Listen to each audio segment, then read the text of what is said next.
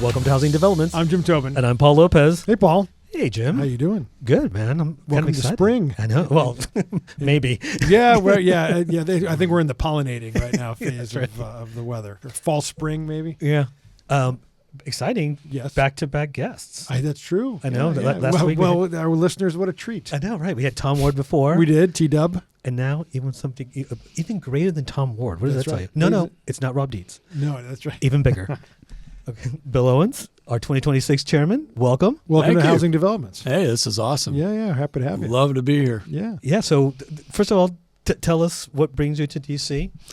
Well, we're here for a board meeting. I'm here for running through some scripts, getting ready to tee up a brand new initiative we kicked off at IBS. Mm-hmm. Introduce the Leadership Council about NAHB at 100, morphing into Blueprint to 100. Yeah, that's right. We're very, very, very excited about it. Yeah. Bill, talk a little bit about. You've been on the job for a month, right? It's just pretty much exactly a month, pretty much, right? It has been. It's a whirlwind. We were talking this morning already about how it just flies by. It does. Yep. But talk a little bit about coming out of IBS and the Blueprint to 100. Yeah.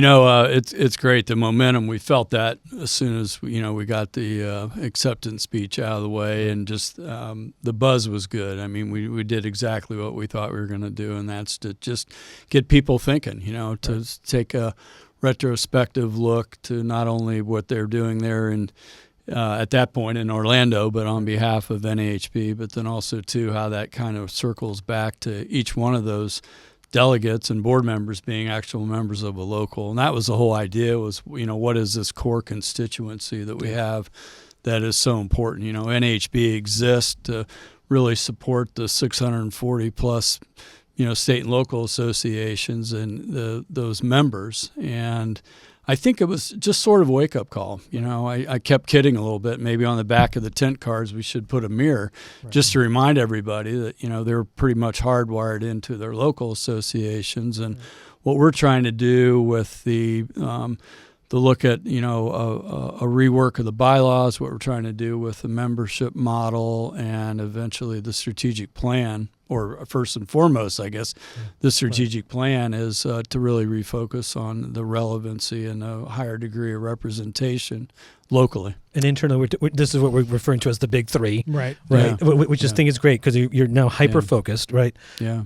Talk to us a little bit about you kind of rattled them all off, one by one. No, I meant that in a good way, but let's go into a little bit deeper in terms of why do you pick those three, and what do you see the kind of the cadence moving forward for your year and beyond, apparently, right? Yeah, well, the reason we pick those is they're all intertwined. Yeah. I mean, there was no way to really look at how we did a better job of casting a bigger net with membership if we didn't look at maybe how the bylaws were tied in, what that, with the bylaws really controlling that member model, so to speak, and the relationship with state and locals, and how we deal with affiliates, how we look at the associates, all the different components of membership.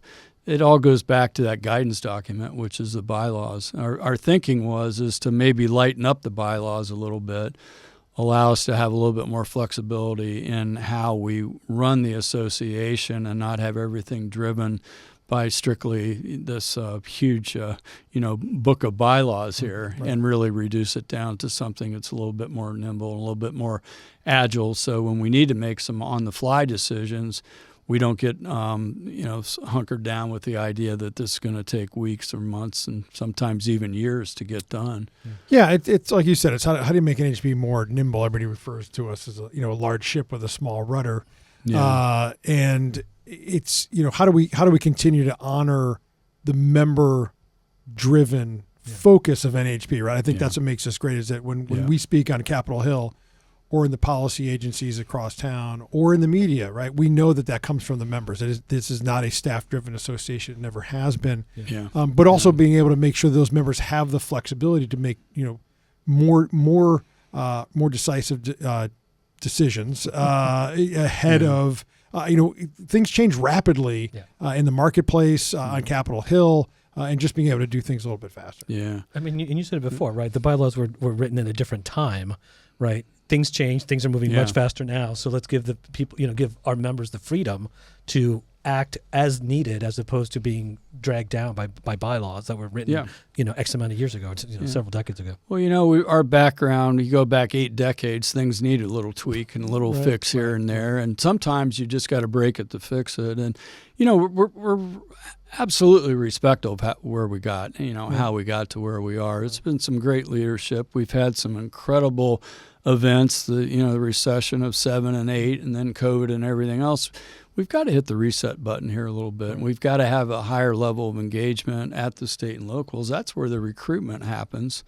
And we just think that, here's this really great opportunity to kind of reimagine this. I don't know if it'll eventually lead to much of a governance discussion. That remains to be seen. But all we're trying to do right now is to make this, again, making a bigger tent here and really being more representative of the entire residential industry. Right.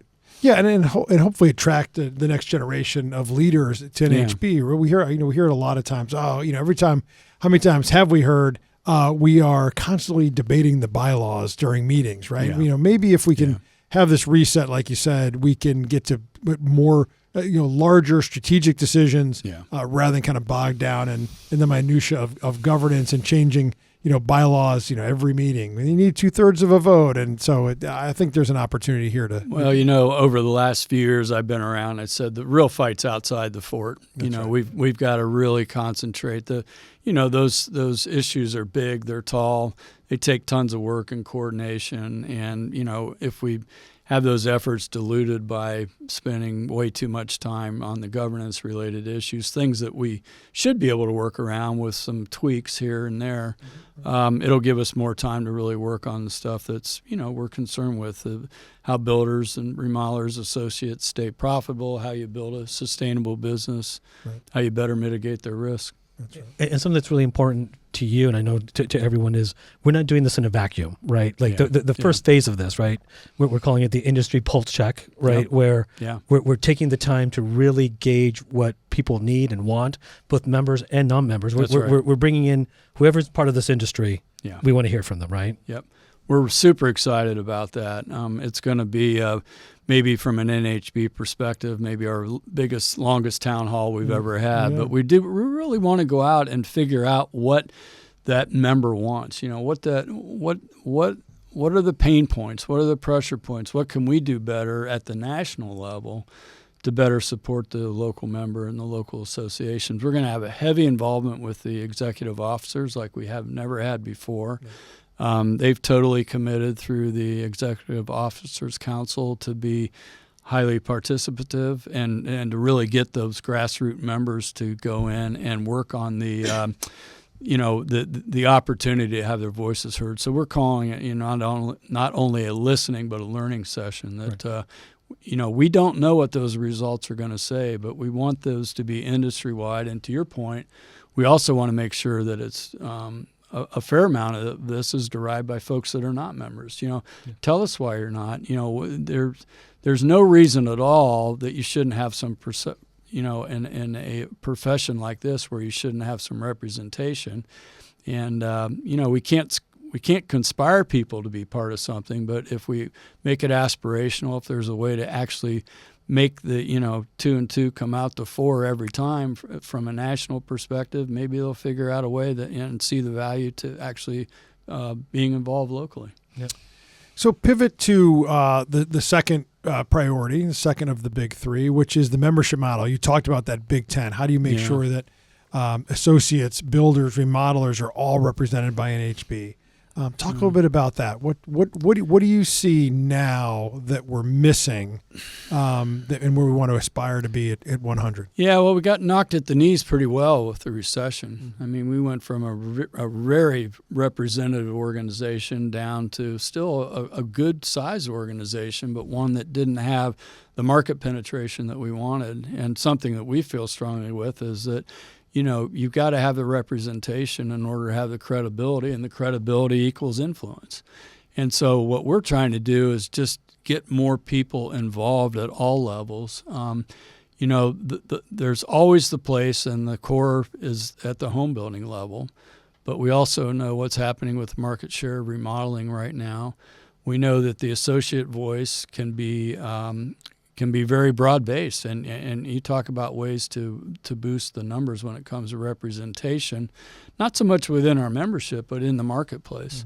Mm-hmm. My biggest fear, I've shared this before, is to get in a Senate hearing or somewhere where you might even have to put the hand on the Bible and say how representative we are, and we want to make sure that we've got the broadest brushstroke of participation, not only in the association, but then we would have that credibility just based on the sheer numbers of how much we represent the construction, the residential construction industry. That's right. And then the final piece is the strategic plan, mm-hmm. which comes due. Our first strategic plan came due this year. Yeah. Right. So this kind of now starts melding your world, Jim, and Right. your world, Bill. Yeah. Is it going to look like? And this is a question for both of you. Is it Mm-hmm. going to? Do you feel like this is going to be very similar to what we have?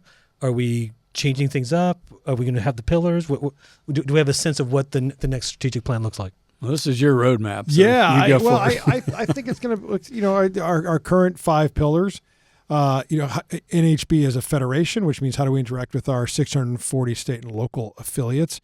The NHB membership, how do we continue to talk about that professional development? How do we grow membership? Advocacy, of course, what we're probably best known for in Washington, D.C. Public perception, how do we make sure that we are continue to wear that white hat, that we are people that are here built to build America, to build people's futures, both economically and socially. And then finally, workforce development. How do we continue to grow a workforce, an industry that really needs both immigrant labor as well as homegrown and home-trained labor? We have to make sure we do this. So those are our current 5 pillars. As we move through this year and evaluate those, reevaluate those, and then maybe something new pops up, maybe something falls off. But that's really what this process is about. Where have we come in these last 3 years? Have we satisfied those yet? I would say no. They're always kind of evergreen, and but I could see our objectives changing underneath those goals.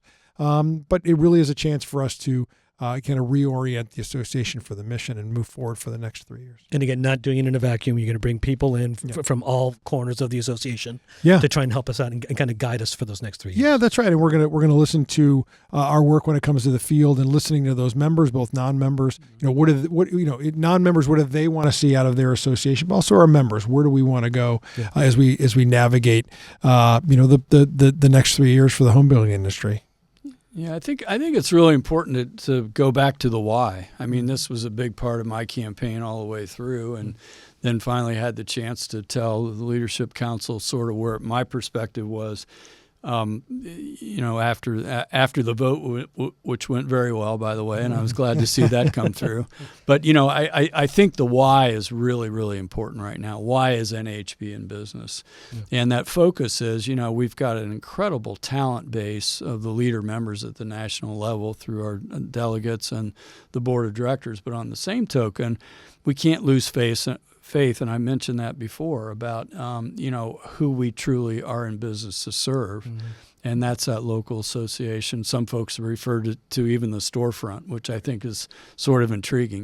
That we have the resources from the national perspective. The state has resources from the state's perspective, but it all really comes down to what's happening there with that storefront as people come and go and interact in those local communities. Yeah. That's right. Let me shift a little bit here because both of you travel a lot, and by a lot I mean a lot. What's the sense that you're getting out there? Because we're looking at some of the data that we've been getting recently. Things seem soft, but we just came back from the International Builders Show, which everyone seemed like so gung ho and ready to feel good about this year. What's the vibe right now as you guys move across the country? The builders are doing really well. I think the conversation at IBS in Orlando was very much that the builders were, some of them said, this is the best January and February I've had in a couple of years. I was just in Oregon last week and talked to one of our members out there. Same thing. He said, I'm extraordinarily busy. Now, a lot of them are building at that upper end of the market. Maybe not like the high-end custom, but sort of that upper end of the market. And I do wonder if it's because there's a lot of money in the stock market. People are going to pull that out. They're the ones that are more insulated from rates. interest rates. A lot of them are paying cash. Yeah. And so that part of the market seems to be doing very well. It's that lower end of the market. We've talked about that first generation Which buyer. is critical. Yeah. Which is Yeah. critical to the whole marketplace. They traditionally go into existing homes. Those are all still locked up because of the rates are still hovering above 6% when it comes to mortgages. But in general, the members seem to be really in a good mood. It's a very interesting time, given that some of the data is showing softness. We do have war with Iran right now, and that's and $120 a barrel oil and a very soft stock market all of a sudden. So it just the builders seem okay, but the question is, are we going to really get into that spring building and buying season as robustly? Last year was very soft. Yeah. I hope we don't have a repeat this year. Right. Yeah, I think that that boomer age cohort has a lot of wealth, and I think they're getting to the point, and I can speak to being at that point where you're willing to probably go out and invest in your your home or your real estate product or whatever. Some people do it with travel, but there is something with that amount of wealth that's in there, and I do think we're seeing that in our own business in Central Ohio, is that older folks, more established folks, folks with some wealth or inherited wealth are really feeling pretty confident right now. Right. I mean, they're spending money, but the middle and the entry level still is pretty hard pressed. And we were just talking about that at our staff meeting last week, that we're seeing that not tracking as well as it should be right now. But what's really bolstering us up is the repeat and referral, which tends to be some of that older, more boomer age cohort. So it may be a little bit premature to talk about this, but I don't think so, because we're already touching April, as we talked about earlier. We've got a midterm election coming up, which could really make some noise and cause some vibrations, especially here in Washington. Between now and when things start shutting down, we've talked a little bit about this, Jim, before. Things start shutting down in the summer as they go out to campaign. I mean, the timeline's shrinking. What are we still trying to get past the goal line before everybody leaves? Well, I think first and foremost is the road to the 21st century road to housing, the combined House and Senate bill. We've got a Senate package that is not. It's got some very good aspects to it. Right. We support those, but it's got a couple poison pills in it. Primarily, we've talked about the how it treats single family investment in single-family build to rent. Right. And the good news is that we've slowed that package down coming out of the Senate. There was a lot of momentum. The president wanted a bill, but the industry united behind us to push back against that provision in particular. Yeah. And even the House now has said, hey, you know what? We're not going to just eat this Senate package. Maxine Waters, who's the ranking member in House Financial Services Committee, came out today and she said, I want a conference. There's things I want in there. Which is what we want. We know the Republicans have voiced those same concerns. Speaker Mike Johnson has said, you know what, we're going to slow this down and let's go to conference if we have to. So I think that we want to get that bill across the goal line, but we want the right bill to get across the goal line. And so we've been talking to the White House and HUD and talking to the Hill. There's a path forward here. We want to be helpful because we do want to get that to the president's desk. We know the president wants that. We saw the president has issued a couple of executive orders a couple of weeks ago on housing in particular, right on the heels of that Senate vote. Mm-hmm. So that's our next engagement point for us as we work with all of those agencies the president's directed in various parts of housing finance and then housing and then the regulatory environment around housing. There's a lot of ways that we will be giving our guidance and our recommendations on how the agencies and departments will move forward when it comes to housing from an executive level. Because we fundamentally like both EOs. Right? Oh yeah, no, we love the EOs. Yeah, they were great. So So it's very excited right there. Yeah, we've been working with the White House on those EOs for through the transition, but certainly over beginning in the summer last year, waiting for those to come out, and I'm glad to see that they finally came out. Very excited about what promises they can deliver on when it comes to, just like I said, that federal burden to the 24 or 41% of regulatory cost of a single family and multifamily unit respectively, how we can get more lending flowing into the home building space. So there's a lot of ways that our regulatory team and housing finance teams are going to be engaging with the Trump administration to help craft or to help fill out those EOs. Very nice. And a huge shout out to the federal government affairs team. And always, I mean, but what they did over the last couple of weeks, Jim and I were traveling together, and we had a lot of back and forth, and we knew how hard those guys were working back in D.C. for us. I mean, literally around the clock to get it to the point where, it was at least something where we stood our ground. I mean, we should be very proud of that. And, I've got a chairman's message forthcoming to just point that out prior to LegCon that, what we do here is often just not really understood, probably to the degree the impact that it actually had on the policy that we all end up working under and having to abide by. And those guys did a great job. It was unprecedented work, in my opinion. And circling back to give you the last word is, whether you're a member or not, if you're in the industry, you just got a big gift from the National Association of Home Builders. So no question. Let's kind of keep that in mind always. Yeah. But as we wrap up, is there any kind of last words that you want to say in regards to what your mission is in terms of? I think the mission is total engagement. I mean, I'm a pretty upfront guy. I want to hear from people. I think it's really important. I think my job this year is to just keep the band marching. I'm not sure what street we're going to march down or if we're going to end up in a wall, but on the same token, I'm really excited about the opportunity. I think the staff is gelling on this whole idea. I know the guys that I work with, the other senior officers, and the leadership council, as well as the board of directors. Everybody wants this thing to work. It's just that we've got to sort of distill out what that looks like, and compromise. That, being here in D.C., that's not often said, but I'll say it here.